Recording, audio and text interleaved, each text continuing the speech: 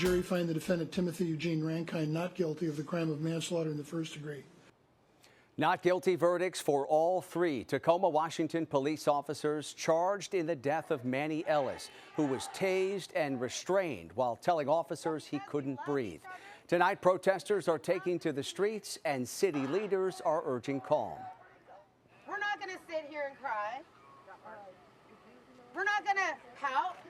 We're not going to let a not guilty verdict in a kangaroo court deter us from what we know to be righteous, to be true. We need to come together. And good evening, everyone. Welcome to West Coast Wrap. I'm Alex Savage. This is a high-profile case that has drawn comparisons to the killing of George Floyd in Minneapolis. Manny Ellis died in 2020 after being restrained by police. Two Tacoma officers were charged with second-degree murder and first-degree manslaughter in this case. A third faced only a manslaughter charge. After hearing weeks of testimony, jurors came back today with those not guilty verdicts for all three men. Yesterday, they told the judge that they weren't able to reach a unanimous decision, so the judge sent the jury back to continue deliberations. Tonight, Ellis's family and friends are upset and disappointed in the jury's decision. Yeah, we're devastated. The people who killed my brother get to walk away like it never happened. So my brother just doesn't get justice that he deserved. I was preparing myself for disappointment, but I would have hoped that they would have wanted or even charged them with something. An attorney for one of the officers spoke shortly after the verdict, saying he believes justice was served. The officers, I mean, it's just a huge, huge sigh of relief. I mean, what they've been through, not only the fact that they've been falsely charged with this horrible crime, but the way that they've been portrayed and some of the things that have been said by people in government and obviously in the newspapers and such. It's just such a sigh of relief to know that the 12 people who actually heard the evidence said that they are not guilty, and they're not guilty of anything. And as we mentioned at the top of the show, protesters are gathering in Tacoma, Washington tonight, angry over this verdict. We're joined now live by Fox 13's Dave Detling, who is at the scene of one rally that's taking place. Dave, how does it look there? Good evening. Well, those protesters highly emotional and taking their frustrations and energy to the streets here in Tacoma, Washington. They gathered behind me, and in the past 10 minutes, they've taken to the streets chanting "No justice, no peace." Again, they are demanding accountability and wanting change from within the police department. Many of them upset over today's decision. Like you mentioned, the acquittal of those three Tacoma police officers. And as you mentioned, and we've been reporting all throughout this deliberation, it's been a very emotional day here for this entire Western Washington community, both for Manny Ellis's family and the officers involved. Today's verdict has been years in the making. Manny Ellis died, as you mentioned, back in police custody back in March of 2020. As the community mourns, the decision did not come down as many had wanted, but the mayor of Tacoma, who originally called for the firing of those three police officers involved, says moving forward, this is all about rebuilding trust between the local police department and the community. She said this is an issue communities across the nation are dealing with. I want to acknowledge the anger, the distrust, the doubt, the fear, the hurt, and the exhaustion that we as Black people have experienced as a result of the history of policing in this country. While there is no outcome that would be perceived by all as just, I believe that these administrative investigations will continue to be carried out impartially. And with the verdict of this Manny Ellis criminal trial now wrapped up, it will be up to the internal investigation by the local Tacoma Police Department. That should wrap up within the next 24 hours. That internal investigation, the results will then go to the police chief, who will then see what type of disciplinary actions, if any, those three officers will face. Again, that could include disciplinary action and or termination. We, of course, will keep you posted. Reporting live from Tacoma, Washington, Dave Detling, Fox 13 News. Okay, For Dave, KTVU, thank you for Fox that 2 report. News. We appreciate it.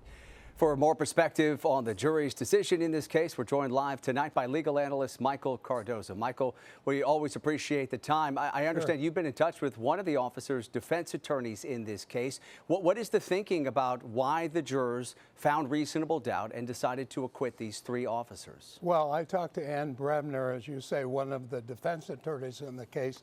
In fact, I just got off the phone with her, and she said, first of all, there were 2 black people on the jury. We've got to respect the jury's decision because that's what our country is based on. And when the witnesses that testified for the prosecution came up, they didn't see the beginning of what happened. Now, the defendant was walking down the street higher than a kite on methamphetamine, and the forensic expert said it was enough to kill a horse. He had so much meth on board. The officers said that he walked up to their window carrying donuts with powdered sugar on it, and he started to beat on the window. Now, some of the people that testified in the case said, we didn't see that, but the defense attacked that and said, well, wait a minute, why would you be paying any attention at all until something brought your attention to it? Mm-hmm. So I analogize it to a pro football game. We've seen the Niners recently where a player pushes another player, that player gets up and punches or grabs the face mask. Refs see that, throw a flag. In this particular case, that's how the defense approached it. There was powdered sugar all over the police car's window, the front window of, not the windshield, but the passenger window of the car. The defendant's hands were bloody from hitting the window. That's when the officer came out of the car. Ann told me a struggle began, and the officer said, look, we tried to calm him down, but every time we let go and put him in, I think they call it a survivor position, he kept struggling with them because he was so high on meth. So, we hear part of what goes on, but a jury came back with a not guilty verdict for all the officers, and we have to respect that. I get, okay, go protest, but you ought to know all the facts of the case. Yeah, after they listened to all the evidence, this is the decision they reached. We should point out here, the judge in this case, Michael, faced some criticism from Ellis's family and supporters for allowing extensive testimony about Ellis's previous arrest while he was on meth. Right. And the defense focused on the drug use and heart problems as potentially his cause of death. The judge at the same time also disallowed testimony about the officer's history, including previous use of force investigations. How much do these decisions about evidence affect the jury's final decision? Well, it's going to have an effect because some jurors are going to think, wait a minute, you did it, and he did it 2 times in the past where he was arrested for resisting arrest, and oh my God, he happened to be high on methamphetamine both times. That comes in. Some jurors are going to think, well, if you did it 2 times, why shouldn't we believe you did it a 3rd? That's why some say you should have kept that out. But under the laws of Washington and with this judge, he allowed that to be brought before the jury. I'm sure the prosecutors argued against that. And just like I said, because he did it before, fought the police high on meth doesn't mean he did it here. And the other thing that Ann told me that was notable, and they talked to the jurors after, and some of the jurors said, we noticed it wasn't our local prosecutor. It was the state attorney general with a phalanx of attorneys. She said there were 8 attorneys prosecuting this case. Only 2 sat at the table, but the jury noticed that. So juries notice an awful lot, and the jury apparently came to how political was this decision. So all sorts of things affect jurors. Absolutely. Well, we appreciate your perspective always. Legal analyst Michael Cardoza joining us live tonight. Michael, thank you. You're welcome, Alex. Take care. All right. Happy holidays to y'all. Same to you. Thank you. All right. We shift now to talk about our weather here in the West, and some dangerous storms have caused a whole lot of damage and left a mess across Southern California. The heavy rainfall flooded homes and streets and caused hillsides to collapse. People are reporting damage from Santa Barbara County all the way down to Los Angeles. And an ongoing flood threat means evacuation orders remain in effect in some parts of Ventura County tonight. We begin tonight's coverage of these storms with Fox 11's Susan Hirasuna and Gigi Graciette, who caught up with flood victims in Port Hueneme. Andy Vasquez thought she could keep the rain out of her family home. I started grabbing towels and just putting them in the rooms and the corners, but within minutes it started flooding. I thought it probably like 3-4 inches, and then it went up to maybe a foot. Her newly remodeled home now with watermarks on the furniture measuring 10 inches. All everywhere. Luz Rodriguez's home won Best Christmas Decorations in the retirement community of Hueneme Bay. Now it looks like this. And I started hearing banging, and I thought, what the heck is that? And I heard like gurgling. So as I stepped down, and my dog was barking, so as I stepped down, it was like, oh my God, and then I walked into water. And after about maybe half hour or so, I thought, oh, I'm gonna look out, and I opened the door, and that was the biggest mistake because everything the water just gushed like a river. The water was so high, firefighters had to use a battering ram to get her out. My dog, I have a little Yorkie, and he's swimming behind me, and my nightstands were floating around. The furniture was everywhere. The force of the water was so strong, garage doors buckled, trapping cars inside. This Ring camera captured the moment a police car went by, sending up a strong wave that pulled a gate off its hinges. Joaquin Cano showed how high the water was in his home, then outside pointed to a water line more than 4 feet high. He said a police car stalled right next to his Honda. The officer was on top of his car because it was flooded. It was done. I had to give him some bags so he could put his personal stuff in it because he didn't want to get it wet. Oh, you rescued the cop? Is that what you're telling me? He wanted a boat, but I don't have a boat, I told him. Some residents immediately called in professional help to dry out their homes. Fox 11's Gigi Graciette interviewed Barbara Hellard about her plight. And I went into the bathroom, and there was like 1.5 inches of water. That rose high enough to stain her bedspread and soak her rugs. We're going to help Barbara get rid of this rug, which is soaked, and it's just sitting on her beautiful wood floors. I'm going to get my photographer, Tony Butita. I'm going to put him to work. Oh, thank you. He's not just all good looks. We're going to make him work. I appreciate anything you do for me. And that was Fox 11's Susan Hirasuna and Gigi Graciette reporting for us tonight. North of Port Hueneme, people in Santa Barbara and Oxnard are seeing some intense flooding. High water forced crews to shut down roads in Santa Barbara this afternoon. Some cars have been swamped by all of that rising water. Oxnard got as much as 3 inches of rain in just 1 hour overnight. And the rain is still coming down tonight in Santa Barbara. Let's give you this live look at conditions there right along the city's waterfront.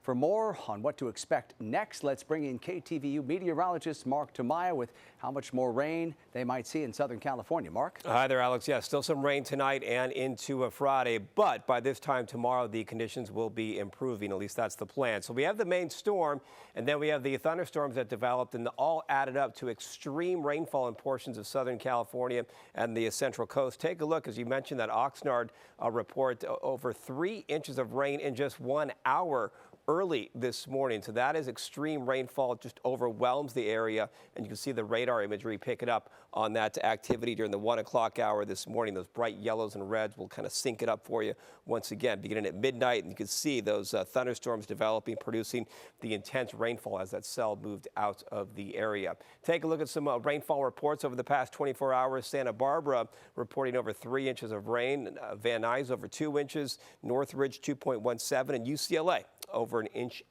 And we actually have a pretty active radar right now. So the bulk of the action today earlier focused closer to Santa Barbara County, but over the past few hours, the past few frames, we have some more coverage here with the rainfall picking up this evening. So here's a closer look right now at the current flood warnings in place for Santa Barbara County until 1 o'clock early tomorrow morning. These are all the storm reports, as you can see scattered in Southern California. And this one site, this one report in Santa Clarita this afternoon at 2:38 reporting some flooding. So here is the current radar right now. A closer look here from Newport to Santa Ana, out toward Los Angeles, Malibu, and Thousand Oaks. And forecast model clearly picking up on some more rain bands. Could be heavy at times into tomorrow morning. This is 10 a.m. And then here is the improvement later in the day, Friday. That will continue into the weekend. We'll have more of your forecast coming up in just a little bit. All right, we'll see you then. Mark, thank you. Coming up tonight on West Coast Wrap, the Biden administration has announced plans to send a team to Mexico to help address the increasing number of migrants at the southern border. What prompted the president to take this step? Plus, Macy's workers have voted to authorize a strike. Why those employees are planning to walk off the job.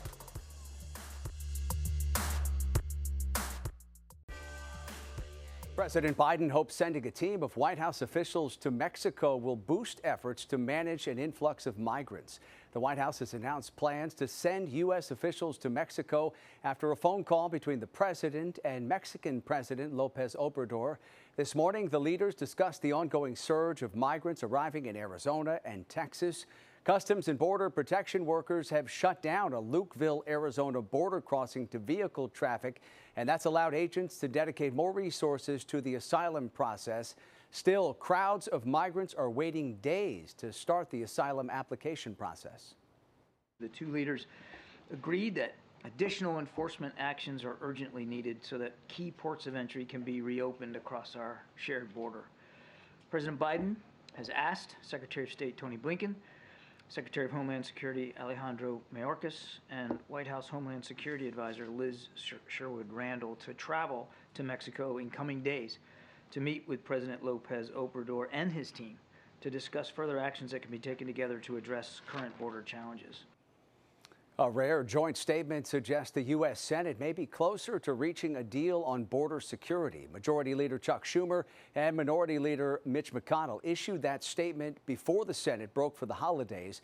They wrote in part, as negotiators work through remaining issues, it is our hope that their efforts will allow the Senate to take swift action on the national security supplemental early in the new year. The Senate leaders stayed in Washington a few days longer than most members of Congress to negotiate a $110 billion request from the White House. The Biden administration wants to use the money to address issues at the border and provide wartime aid to Israel and Ukraine. Republicans are demanding that tougher asylum restrictions are in that bill. Jury deliberations began today in the trial of two Colorado paramedics charged in the death of Elijah McClain. The 23-year-old died in 2019 after being detained by police while walking home from a convenience store in Boulder. Defense attorneys say the large dose of ketamine administered to McClain was a valid response based on their training, since they were told McClain was exhibiting symptoms of what's known as excited delirium. That controversial diagnosis was recently banned for use as a cause of death in California. Now to Arizona, where authorities tonight are investigating a fiery crash involving a Phoenix police SUV that left one person dead. Investigators say a Phoenix officer was transporting a prisoner this morning when the cruiser was hit by another vehicle near 35th Avenue and Thunderbird. That vehicle crashed into a power pole and burst into flames. The driver died at the scene. A witness said he heard the crash and an explosion. I had just pulled into the parking lot over here at my work. I was just getting my stuff to get out. I heard a loud bang and then another loud bang and then an explosion. And then I saw smoke and came running. The driver has not been identified. The officer and the prisoner being transported were both taken to the hospital as a precaution. In Northern California, health officials have identified an active case of tuberculosis on the UC Davis campus. They're now doing contact tracing to see who the person might have exposed to the infection. Those people will be evaluated for TB. Active TB symptoms can include a cough that lasts for 3 weeks or longer, chest pain, weakness or fatigue, chills, and fever. UC Davis officials declined to say when the infected person was identified or how many people have been identified as close contacts so far. Well, in weather, of course, we've been talking a lot about the stormy weather in Southern California, but we can also talk about a change in the seasons coming up very shortly. As you can see, the sun, the earth, and its elliptical path around the sun.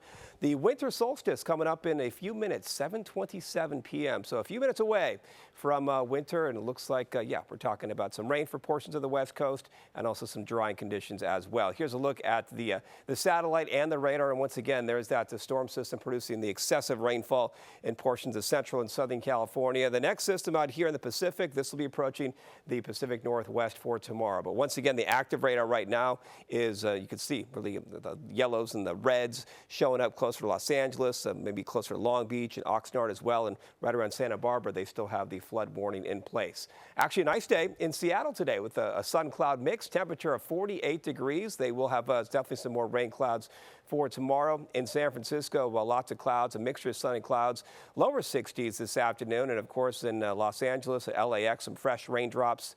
You can see all the clouds still moving into the area throughout the afternoon hours. So current numbers out there right now, it is 61 degrees in Los Angeles. Seattle is 45. And San Francisco in the upper 50s, 57. So here's the plan for your Friday. Rainfall making a comeback up in the Pacific Northwest. Here's that next system coming on board. Some showers for Southern California. The activity will approach Arizona. So we're talking about a rainy day in Phoenix for your Friday. Clearing skies for San Francisco and partly sunny skies out toward Denver, but they could have a change in the overall weather pattern as well, because you can see what happens. The rainfall still a factor in Southern California, approaching Arizona tomorrow for your Friday. And then here's that next system coming on board up in the Pacific Northwest. As we take this into the weekend, you can see some snowfall developing out toward the Rockies as we head towards Saturday, but it looks like we get a chance to dry out for a good portion in California. I'll be watching out for this system offshore. We'll see what they get the track over the next several days. So here is the forecast. There's that rain cloud in Seattle for tomorrow. In San Francisco, a dry weather stretch. One more rainy day in Southern California, some off and on showers, especially for the first half of the day. And it looks like we're talking about some rain in Phoenix and eventually some unsettled conditions out toward Denver as we head into the weekend. So one system moving out, Alex, another system moving in, showing up for the West Coast for tomorrow. All right, we'll be ready for that. Mark, thank you. Coming up tonight, You Are the Father, how a popular talk show host helped with a very important paternity announcement at a West Coast zoo. Macy's workers have voted to authorize another strike. The union rejected Macy's latest contract offer yesterday. Workers last went on strike over Black Friday weekend, saying they are being underpaid and overworked.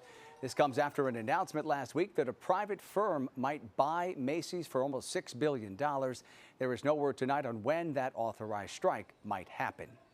Finally tonight, the Denver Zoo revealed the father of its 4-month-old Sumatran orangutan with some talk show flair. Former television host Maury Povich was asked to perform the paternity announcement just like he used to do countless times on his daytime talk show. The father of baby orangutan Siska has remained a mystery. Zoo officials say it took months for her mother to let zoo staff get close enough to actually grab a hair sample from Siska. That hair was then used to run a DNA test with some big results. Now, we want to thank the Denver Zoo for everything they do, but this is really important. When it comes to the orangutan, 4-month-old Siska, Barani, you are the father. And the cheers go up. Sumatran orangutans are listed as critically endangered by the International Union for the Conservation of Nature, making baby Siska a beam of hope for her species. A great way to make the announcement. Thanks for watching West Coast Wrap tonight. You can stay up to date on all our stories at westcoastwrap.com. You can also stream our shows with the Fox Local app. Have a great night. See you back here tomorrow.